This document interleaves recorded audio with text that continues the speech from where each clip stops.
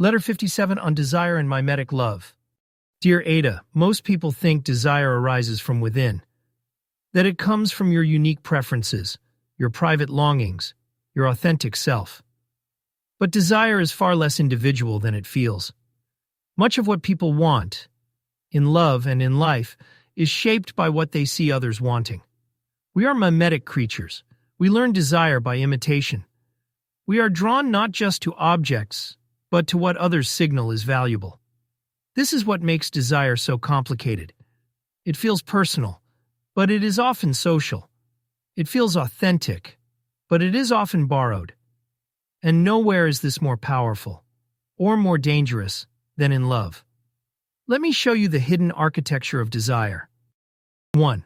Desire becomes mimetic when it is fueled by comparison. Sometimes you want someone not because of who they are, but because other people want them. Their desirability becomes social currency. You are drawn to the glow of their perceived value. This is not love. This is attraction shaped by the crowd. Mimetic desire confuses competition with connection.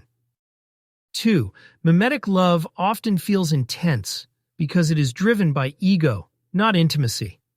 Intensity can feel like destiny. It can feel like magnetic chemistry. It can feel like this must be the one.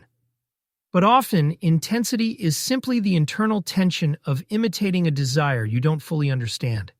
Mimetic love produces longing without depth, jealousy without intimacy, drama without truth. It's a performance of desire rather than the experience of it. 3. Mimetic desire can make you chase the wrong people for the wrong reasons. You might chase someone because they are admired, they are praised, they are desired by others. They symbolize status or validation. They represent a role you think you're supposed to fill. They mirror a fantasy, not a reality. Mimetic desire attaches you to the idea of someone, not the person themselves. This is how people fall in love with projections. 4. Mimetic love collapses when reality enters the room. Once the projection fades, once the ideal cracks, once the fantasy dissolves, the relationship struggles. Because there was no other person being loved. There was only your imitation of someone else's desire.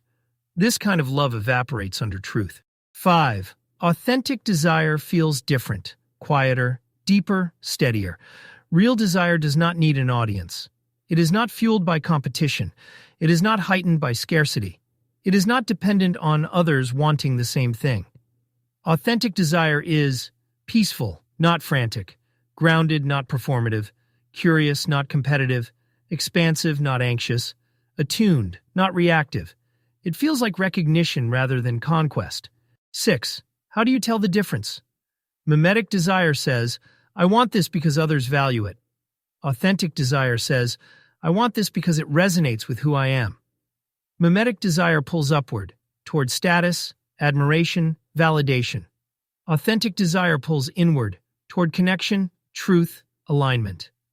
Ask yourself, would I still want this person if no one else approved?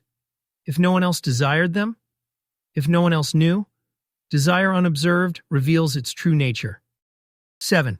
Authentic love emerges only when desire becomes self-authored, not inherited, not imitated, not borrowed, not socially rewarded, but chosen from your own values, your own rhythm, your own emotional truth.